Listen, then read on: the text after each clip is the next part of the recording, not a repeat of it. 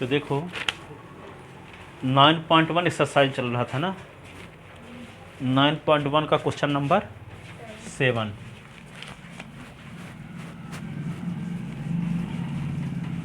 Nine point one का question number 7। तो यहाँ पे क्या है,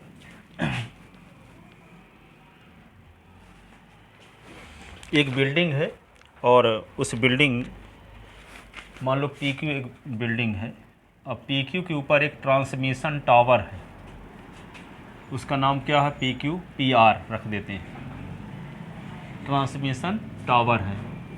और यह एक ग्राउंड में एक पॉइंट है, यहाँ से ट्रांसमिशन टावर के ये बॉटम, इसको बोलेंगे, इसको टॉप बोलेंगे। ट्रांसमिशन टावर के टॉप और बॉटम का एंगल ऑफ एलिवेशन ये 60 डिग्री है और बॉटम का एंगल ऑफ एलिवेशन 45 डिग्री है। तो ऐसी कंडीशन में यदि बिल्डिंग की हाइट 20 मीटर हो तो ट्रांसमिशन टावर की हाइट फाइंड कीजिए, फाइंड करना है। क्वेश्चन समझ में आया। एक बिल्डिंग है, बिल्डिंग के ऊपर एक टावर है, ट्रांसमिशन टावर है, जिसकी हाइट h माने है, बिल्डिंग की हाइट 20 मीटर है और यस ग्राउंड में एक पॉइंट है जहाँ से एंगल ऑफ एलिवेशन, यहाँ यस से टॉप का एंगल ऑफ एलिवेशन 60 डिग्री है और यस से इसके ट्रांसमिशन टावर के बॉटम का एंगल ऑफ एलिवेशन क्या है, 45 डिग्री है। ऐसी कंडीशन में आपको क्या, ट्रांसमिशन टावर की हाइट निकालना है, ट्रांसमिशन टावर की हाइट निकालना है। ठीक है, तो ये Q से S तक की डिस्टेंस आपको पता नहीं है तो हम S मान लेते हैं और इस राइट ट्रायंगल की एक साइड की लेंथ आपको पता है और एक साइड निकालते, इस साइड की लेंथ निकाल लेते हैं हम SQ की। तो SQ की वैल्यू जब निकाल देंगे तो इस राइट ट्रायंगल की भी एक साइड की लेंथ आपको पता हो जाएगी। ठीक है, और एक साइड की लेंथ जब पता हो जाएगी तो आप H की वैल्यू आप निकाल सकोगे। ठीक है, तो पहले इस राइट ट्रायंगल में हमको S निकालना है, तो जिसको निकालना है और जो पता है उन दोनों में रिलेशन लिखा जाता है, चाहे इसको ऊपर लिखो चाहे इसको ऊपर लिखो। ठीक है, दोनों में आ जाता है आंसर। ठीक है, वैसे आपको हम बताए थे जो निकालना है उसको ऊपर लिखते हैं, जो और पता है इसको नीचे। उन दोनों में रिलेशन होना चाहिए, ऊपर नीचे किसी को कर सकते हो आप। ठीक है, एक रिलेशन, एक साइड जो आपको निकालना है और जो आपको पता है उन दोनों में उन दोनों से जो ट्रिग्नोमेट्रिक रेशियो बनता हो। ठीक है, जैसे हम इसको बेस अपान परपेंडिकुलर से भी निकाल सकते हैं तो cot थीटा से भी आ जाएगा और परपेंडिकुलर अपान बेस से भी tan थीटा से भी आ जाएगा S की वैल्यू। ठीक है, उन दोनों साइड में रिलेशन लेना होगा जो आपको निकालना है, जो आपको पता है। ठीक है, अब इस राइट ट्रायंगल की कोई भी साइड की लेंथ आपको पता नहीं थी, तो इस राइट ट्रायंगल की मदद से हम S निकाल लेंगे तो ये साइड इस राइट ट्रायंगल में भी इंक्लूड है। ठीक है, तो यहाँ पे इसकी मदद से हम क्या निकाल पाएंगे, तो इस पूरे साइड की लेंथ क्या हो जाएगी, 20 + h, कि नहीं, 20 + h। आइए S आपको मिल ही जाएगी यहाँ से। ठीक है, तो यहाँ पे S/20 = होगा cot 45, cot 45 वैल्यू 1 होती है, तो S की वैल्यू 20 आ गई। जब S की वैल्यू 20 आ गई तो आपको क्या करोगे, 20 + h बटे 20 = क्या होगा, tan 60। ठीक है, तो tan 60 की वैल्यू क्या होती है, √3। तो 20 + h/20 = √3, तो 20 + h = 20 √3, तो h = 20 √3 - 20, तो h = 20 कॉमन, तो √3 - 1 ये मीटर होगा ट्रांसमिशन टावर की हाइट। ठीक है, तो क्वेश्चन में क्या समझ में आया कि PQ एक बिल्डिंग है जिसकी हाइट 20 मीटर है, PR एक बिल्डिंग के ऊपर क्या है, ट्रांसमिशन टावर है और S क्या है, ग्राउंड में एक पॉइंट है। पॉइंट S से ट्रांसमिशन टावर के टॉप और बॉटम का एंगल ऑफ एलिवेशन क्या है, 60 डिग्री या 45 डिग्री है। और तब ऐसी कंडीशन में ट्रांसमिशन टावर की हाइट हमें निकालना है, ट्रांसमिशन टावर की हाइट हमें निकालना है। तो लिखते हैं, late PQ be a building whose height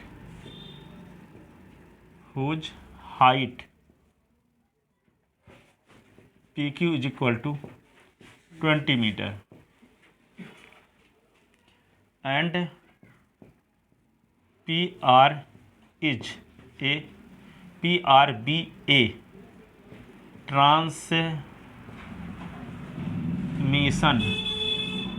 transmission tower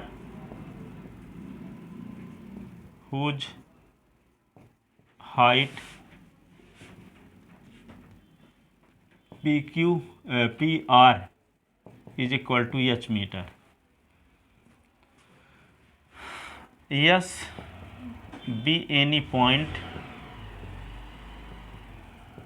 on the ground. Yes, be any point on the, ठीक है, from point, yes, the angle of elevation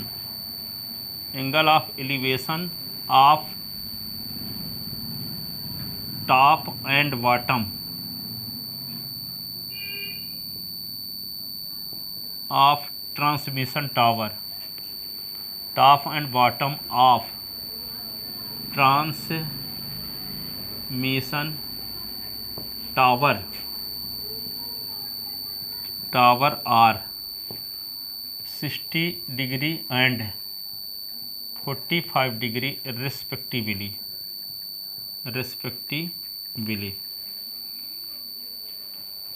From point S, the angle of elevation of top and bottom of transmission tower are 60 degree and 45 degree respectively.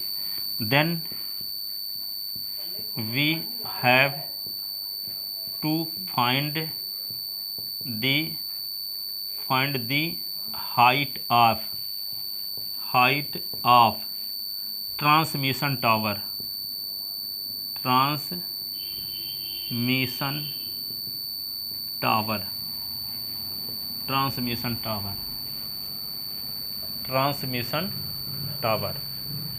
तब हमें transmission tower की height निकालना है, ठीक है ना।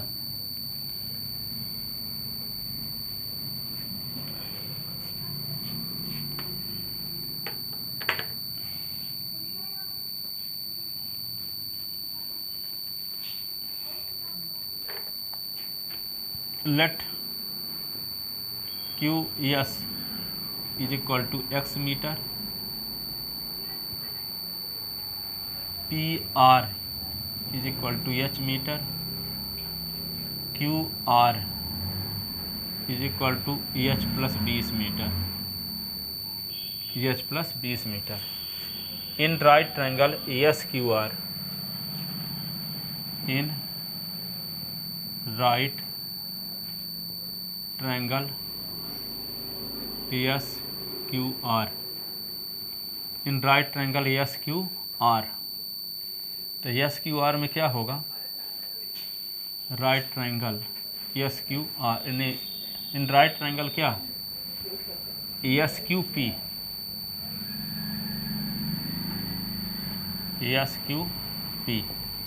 क्या होगा,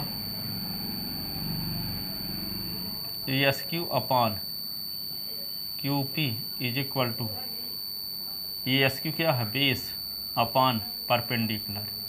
तो ASQ आपको पता है x, ये 20, ये होगा cot 45, तो x अपॉन 20, तो 1 होता है, इसको 1/1 कर लिए, तो x is equal to 20 metre. In right triangle ASQR, in right triangle ASQR, तो क्या लिखोगे,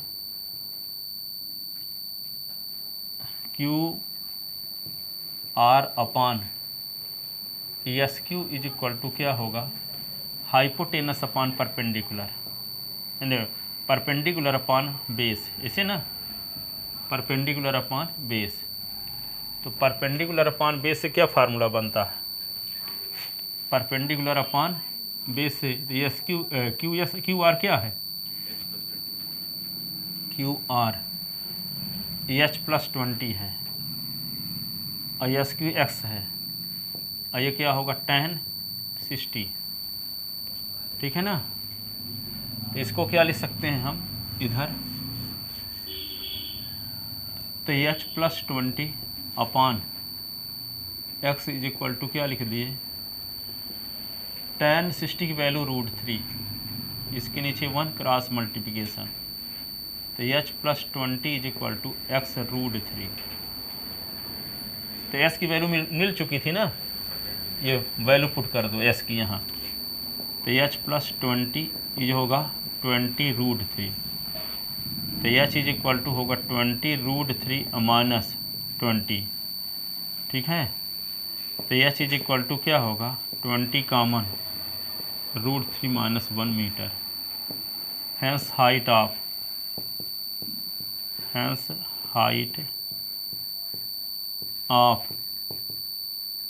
transmission tower is 20√3 minus 1 metre, 20√3, ठीक है ना।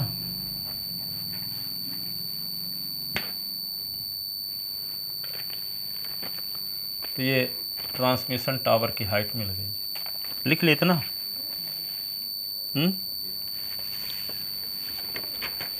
अब 8 नंबर क्वेश्चन देखो,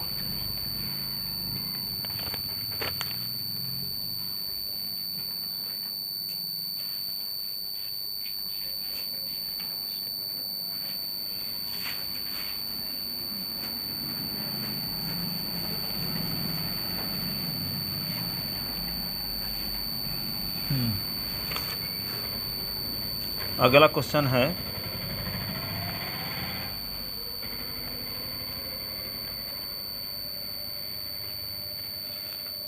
एक स्टेचू है रखी हुई है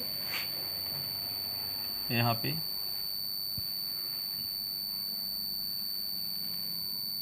चौराहे में जैसे नहीं रहता घोड़ा चौराहा, तो जिसके ऊपर रखा रहता है उसको पेडेस्टल क्या बोलते हैं, जिसके ऊपर रखी जाती है ना स्तंभ क्या।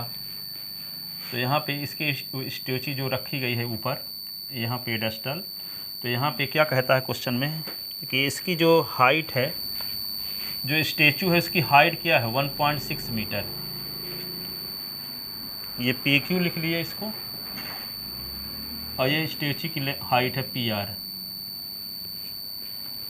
यहाँ पे पॉइंट कोई है, ग्राउंड में एक पॉइंट एस यहाँ भी ले लेते हैं, एस से PSQ इसके स्टेचू का जो बॉटम है उसका एंगल ऑफ एलिवेशन 45 डिग्री है, और स्टेचू के टॉप का एंगल ऑफ एलिवेशन क्या दिया है 60 डिग्री, इसमें भी क्या दिया गया है 60 डिग्री।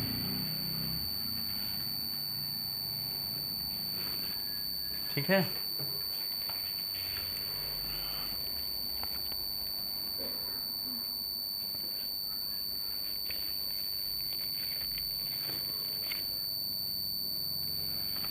लिखो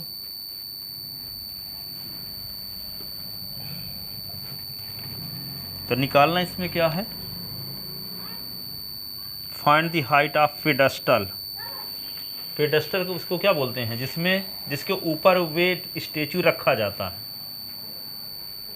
ठीक है, जहाँ पे रखा हुआ है जिसमें उस बेस को क्या बोलेंगे पेडेस्टल, क्या लिखा बोला पेडेस्टल की हाइट क्या होगी जमीन से आपको निकालना है, ठीक है। Let PQ is equal to H meter be the height of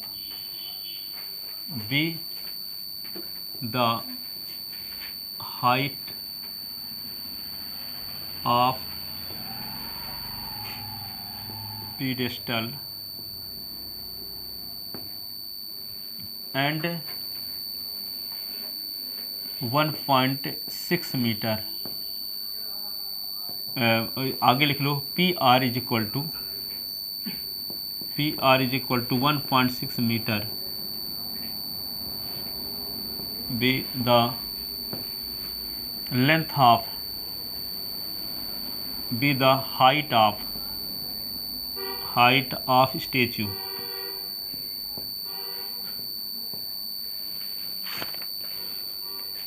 STATUE, STATUE।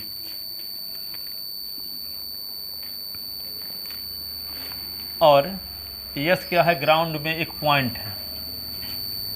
Late S be any point on the ground. S क्या है, ग्राउंड में एक पॉइंट है, ठीक है। From point S, from point S the angle of elevation of pedestal and top of statue, top of statue are angle PSQ is equal to 45 degree and RASQ is equal to angle RASQ is equal to कितना, 60 degree. Then we have to find, the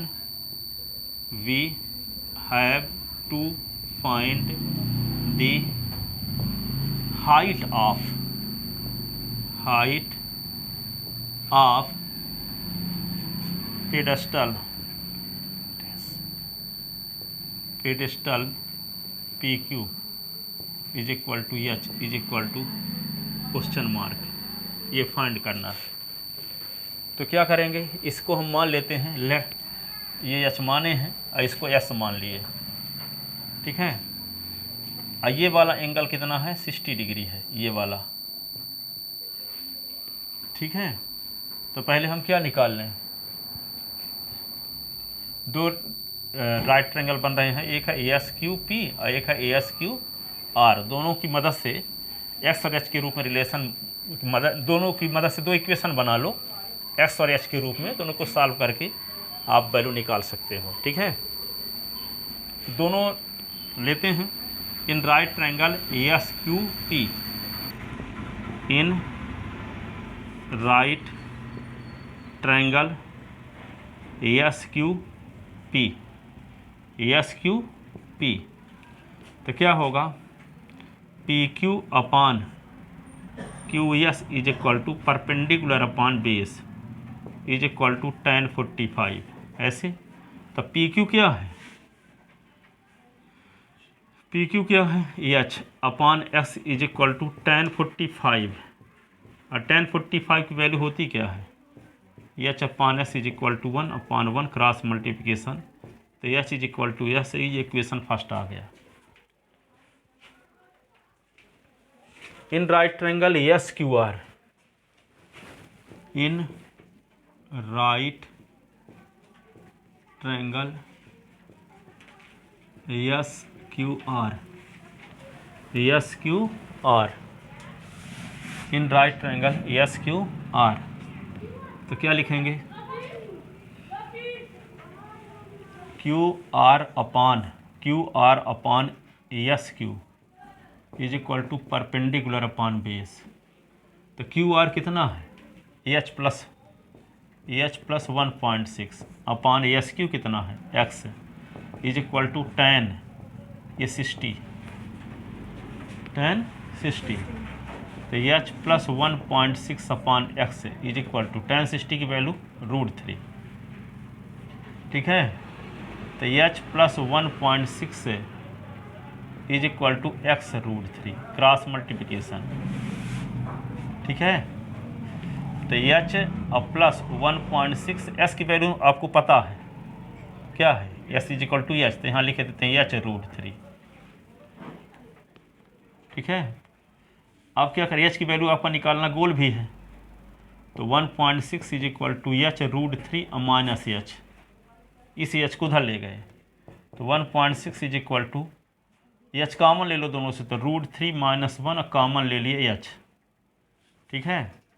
तो 1.6 upon root 3 minus 1 is equal to H, तो 1.6 upon root 3 minus 1 तो root 3 plus 1 ऐसे,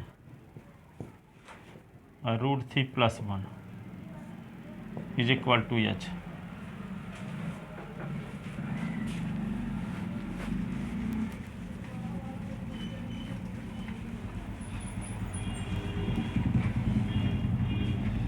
तो 1.6 और root 3 plus 1 upon A minus B A plus B, root 3 का square minus 1 का square is equal to H.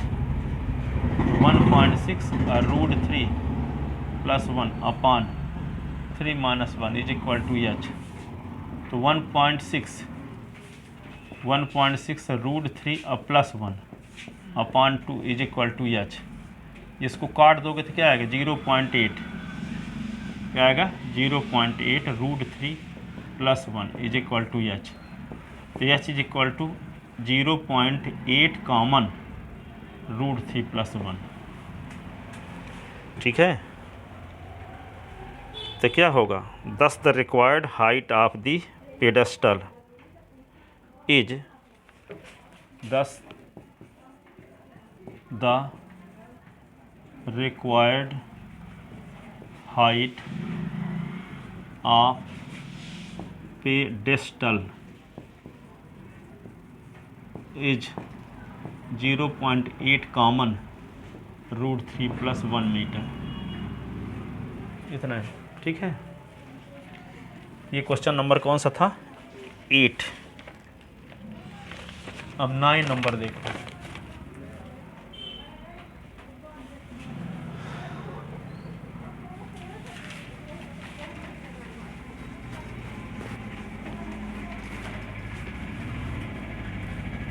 लिख लिए थे ना,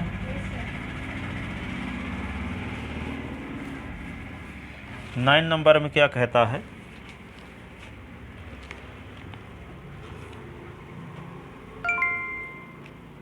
गूगल पे फॉर बिजनेस में क्या 10 है, रुपए मिले। बिल्डिंग है, एक है टावर, तो एक है, मान लो PQ एक बिल्डिंग है, PQ क्या है, एक बिल्डिंग है जिसकी हाइट कितनी है 50 मीटर। PQ एक बिल्डिंग है जिसकी हाइट 50 मीटर है, और RS एक टावर है, RS एक क्या है, RS एक टावर, ठीक है। अब क्वेश्चन में क्या दिया है, इसकी RS की हाइट आपको निकालना है, जबकि आपको दिया क्या है कि इसके टावर के टॉप से बिल्डिंग के फुट का एंगल ऑफ डिप्रेशन कितना दिया गया है, नहीं, ये दिया है बिल्डिंग के बेस से, ठीक है, टावर के टॉप का एंगल ऑफ एलिवेशन कितना दिया गया है 30 डिग्री। फिर टावर के बेस से बिल्डिंग के टॉप का एंगल ऑफ एलिवेशन कितना दिया गया है 60 डिग्री, ये 60 डिग्री दिया गया, ये 30 डिग्री। तो ऐसी कंडीशन में आपको टावर की हाइट फाइंड करना है, किसकी हाइट, टावर की हाइट फाइंड करना। क्वेश्चन क्या है समझो अच्छे से। PQ एक बिल्डिंग है जिसकी हाइट 50 मीटर है, RS एक टावर है जिसकी हाइट हमें निकालना है, उसको H माने हैं, ठीक है। तो टावर के बेस से बिल्डिंग के टॉप का एंगल ऑफ एलिवेशन 60 डिग्री है। फिर बिल्डिंग के बेस से टावर के टॉप का एंगल ऑफ एलिवेशन क्या है, एंगल ऑफ एलिवेशन 30 डिग्री का है। ऐसी कंडीशन में किसकी हाइट निकालना है आपको? टावर की हाइट निकालना है। तो सबसे पहले दो राइट ट्रायंगल बनेंगे, इसकी मदद लेकर के एक साइड पता है तो ये हम बेस निकाल सकते हैं। और जब इस राइट ट्रायंगल का एक साइड मिल जाएगा तो ये साइड इस ट्रायंगल में भी इंक्लूड है कि नहीं? तो इस ट्रायंगल की भी एक साइड की लेंथ मिल जाएगी तो एच मिल ही जाएगा। ठीक है, पहले हम इस साइड की लेंथ क्यों निकालेंगे?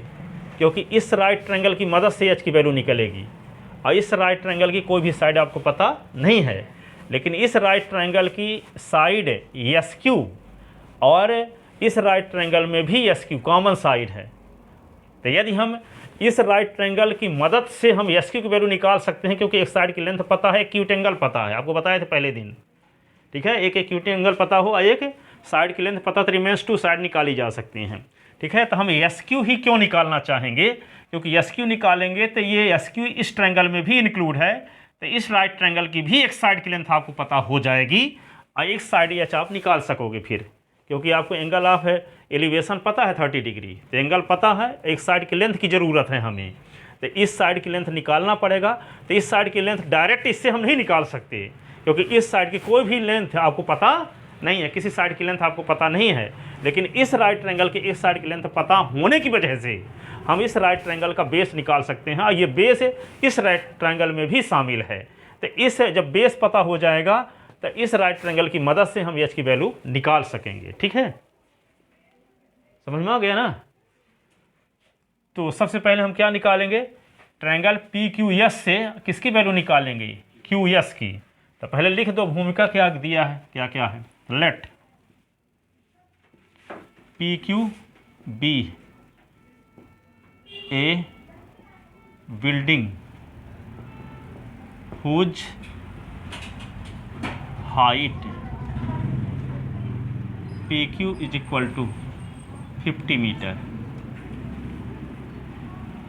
Late R S be a tower whose height P Q is equal to H metre. P Q is equal to H metre. ठीक है, अब क्या लिखेंगे? From base of tower, base of tower, from base of tower, that is from point S, from point S, the angle of elevation of top of building, top of building, top of building, angle Q S P is equal to 60 degree. ठीक है, from base of building the angle of elevation of top of tower क्या होगा? S Q R, angle S Q R is equal to 30 degree. ठीक है, then we have to find the height of tower RS is equal to S is equal to question mark। ठीक है ना? तो पहले क्या निकालेंगे? इन right triangle S Q P, इन right triangle S Q P. तो क्या इसको हम एस मान लेते हैं? तो यहाँ पे एस क्यू पी में क्या लिखेंगे, S Q P P Q upon S Q is equal to क्या होगा, perpendicular upon base is equal to tan 60। तो पी क्यू आपको पता है 50/x is equal to tan 60 की वैल्यू √3, इसके नीचे 1 क्रॉस मल्टीप्लिकेशन। तो क्या होगा, this implies x √3 is equal to 50। ठीक है, x √3 is equal to 50। Equation first लिखे रहा हूँ, आपको वक्त आने पर इसका उपयोग करेंगे। ठीक है, अब in right triangle QSR, in right triangle QSR,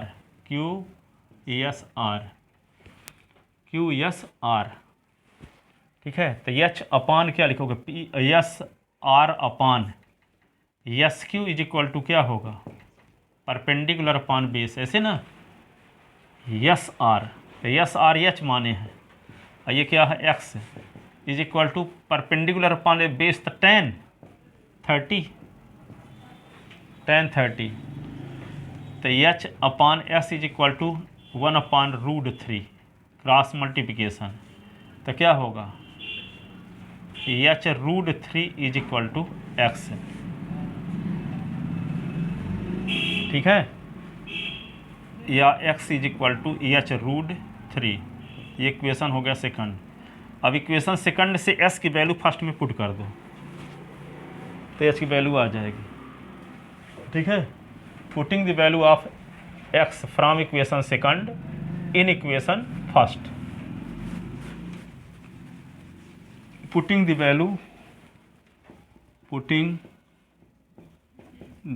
value of x from equation second in equation first में पुट करो। तो s के स्थान पे क्या लिख दें, H √3, या √3 पहले से है, इज इक्वल टू 50, और √3 का मल्टीप्लाई √3 के साथ तो 3h इज इक्वल टू 50। तो h इज इक्वल टू 50/3, 16 × 48। तो यहाँ पे 50 में 3 का जब भाग दोगे तो 16 आएगा, 2 रिमाइंडर बच जाएगा। तो 16 whole 2/3, 16 whole 2/3 metre. Hence height of tower, thus required height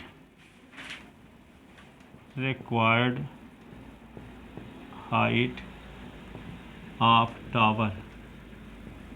tower is 16 whole 2/3 meter, 16 whole 2/3 meter, 16 whole 2/3 meter।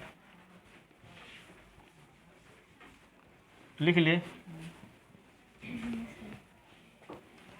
बस इतने आज पढ़ाएंगे, अब जाओ, इसके आगे कल बताएं।